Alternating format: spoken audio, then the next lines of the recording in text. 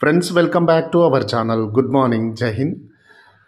Friends, మనం ఈరోజు CAPF పర్సన్స్కి క్వార్టర్ ఫెసిలిటీ ఏ విధంగా ఉంటుంది, ఎవరెవరు ఏ క్వార్టర్ తీసుకోవడానికి ఎలిజిబుల్ అవుతారు. మనం లాస్ట్ టైంలో కూడా చాలా చెప్పినాము మనం క్వార్టర్స్ గురించి. కాకపోతే డెప్త్గా అర్థమై ఉండకపోవచ్చు, షార్ట్గా చెప్పినాము.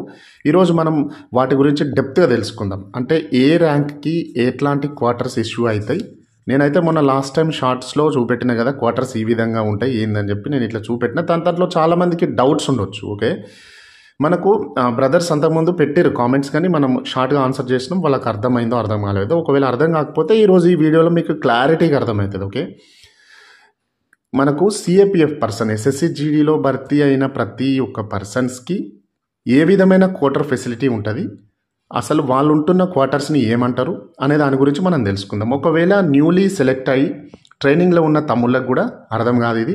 ఎందుకనంటే మాకు కూడా వచ్చి ఫ్యామిలీస్ మనం వెంట తీసుకొని ఫ్యామిలీ క్వార్టర్ అవైల్ చేసే వరకు కూడా టైప్ 1, 2, 3 అసలు ఏంటిది, ఎవరెవరికి ఏ ఫెసిలిటీ ఉంటుంది అనేది మనకు అప్పుడు తెలియకుండే. ఓకే, ఇప్పుడు నేను మనకు తెలిసిన విధంలో మీకు ఎక్స్ప్లెయిన్ అనేది నేను చేస్తుంటా.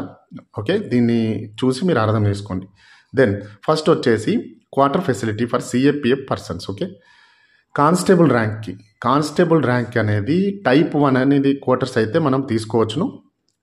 కానిస్టేబుల్గా భర్తీ అయిన పర్సన్ టైప్ 1 క్వార్టర్ని అవైల్ చేసుకోవచ్చును. దీంట్లో సింగిల్ బెడ్రూమ్ ఉంటుంది బ్రదర్స్. ఈ కానిస్టేబుల్ ర్యాంక్ అంటే మళ్ళా మేము ట్రేడ్ మెను అది ఇది ఇంకా ఏదో అని చెప్పి అంటుంటారు కదా, మరి ట్రేడ్ మెన్కు కూడా ఉంటుంది ఆ క్వార్టర్ ఫెసిలిటీ అది ఇది అంటే ప్రతి ఒక్కరూ కూడా అవైల్ చేసుకోవచ్చు తమ్ముడు.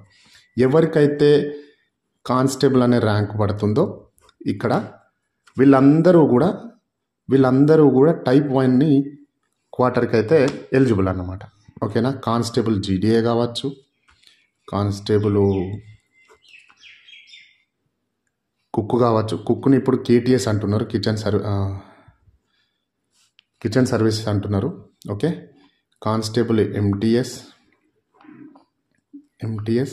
మల్టీ టాస్క్ సర్వీస్ అని చెప్పి ఇప్పుడు కుక్కు అది అనట్లేదు రీసెంట్ టైంలో, ప్రజెంట్ టైంలో. ఓకే, కేటీఎస్ ఎంటీఎస్ కావచ్చు, కానిస్టేబుల్ పయనీర్ అని ఉంటుంది, పిఎన్ఆర్ ఉంటుంది, మేషన్ ఉంటుంది, కార్పెంటర్, ఈ విధంగా ఉంటుంది ఫ్రెండ్స్. ఓకే, కానిస్టేబుల్ అని ఎవరికైతే ఉంటుందో వాళ్ళు సింగిల్ బెడ్రూమ్ టైప్ 1 క్వార్టర్కి ఎలిజిబుల్ అవుతారు. ఓకే, ఈ టైప్ 2 క్వార్టర్ నెక్స్ట్ వచ్చేసి ఏంటిది, టైప్ 2 క్వార్టర్.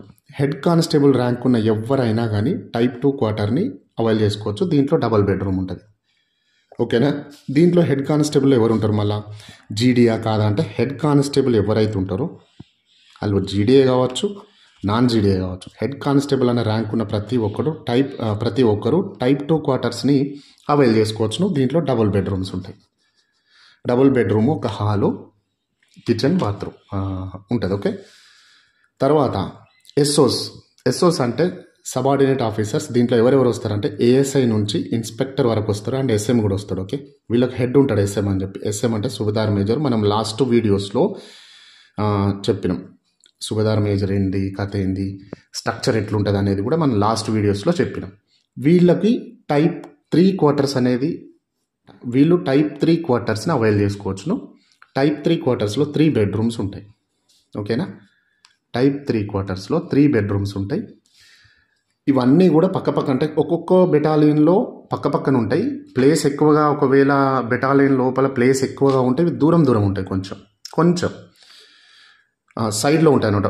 ఇవో సైడ్ నా టైప్ 3 ఓ సైడ్ నా టైప్ 2 ఓ సైడ్ నా టైప్ 3. ఒకవేళ బెటాలియన్లో ప్లేస్ తక్కువగా ఉంటే అన్ని పక్కనే ఉంటాయి. ఓకే, ఇవి మాత్రం వేరుగా ఉంటాయి బ్రదర్స్. టైప్ 3ను ఆఫీసర్స్ ఉండేటి. సరే, దాని తర్వాత చెప్పుకుందాం. ఎస్ఓస్ వరకు క్లియర్ అయిపోయింది కదా. సబార్డినేట్ ఆఫీసర్స్కి టైప్ 3 వీళ్ళు ఎవరు అని అంటే మీరు సిపిఓ అంటున్నారు కదా. సిపిఓ త్రూ భర్తీ అయ్యేవాళ్ళు, సెంట్రల్ పోలీస్ ఆర్గనైజేషన్ ద్వారా భర్తీ అయ్యే వాళ్ళందరూ ఎస్ఓస్ అన్నమాట. Okay, subordinates. తర్వాత వచ్చేసి ఆఫీసర్స్ అన్నమాట. ఆఫీసర్స్లో ఎవరెవరు వస్తారు అని అంటే అసిస్టెంట్ కమాండెంట్ నుంచి సెకండ్ ఇన్ కమాండ్ వరకు ఆఫీసర్సే. సిఓ కూడా ఆఫీసరే. కాకపోతే ఏంటంటే టైప్ 4 క్వార్టర్ ఎవరెవరికి అప్లికేబుల్ అని చెప్పి ఈ ఆఫీసర్స్ టైప్ 4 క్వార్టర్ని తీసుకోవచ్చు. దీంట్లో 4 బెడ్రూమ్లు ఉంటాయి. ఓకేనా, దీంట్లో 4 బెడ్రూమ్లు ఉంటాయి. ఇది ఒక అపార్ట్మెంట్ టైప్లో ఉంటుంది. అంటే ఇదొక అపార్ట్మెంట్ టైపు, ఇదో అపార్ట్మెంట్ టైపు.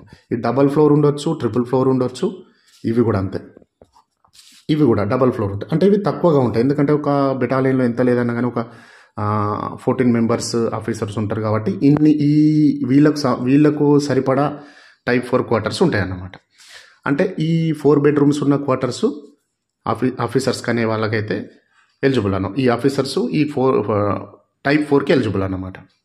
దీంట్లో ఎవరు వస్తారు? అసిస్టెంట్ కమాండెంట్స్ 2IC CO కూడా వస్తాడు. ఈ టైప్ 4 అయిపోయింది కదా, ఇప్పుడు టైప్ 5 అన్నమాట. టైప్ 5 అంటే కమాండ్ హౌస్. ఇది బెటాలియన్లో ఒక పక్కన ఉంటుంది. ఓకే, అంటే పర్టికులర్గా కమాండ్ హౌస్ అని చెప్పి ఉంటుంది. ఈ కమాండ్ హౌస్ అనేది టైప్ 5. పర్టికులర్ ఒక బంగ్లా ఉంటుంది అన్నమాట. మనం ఎట్లయితే మనం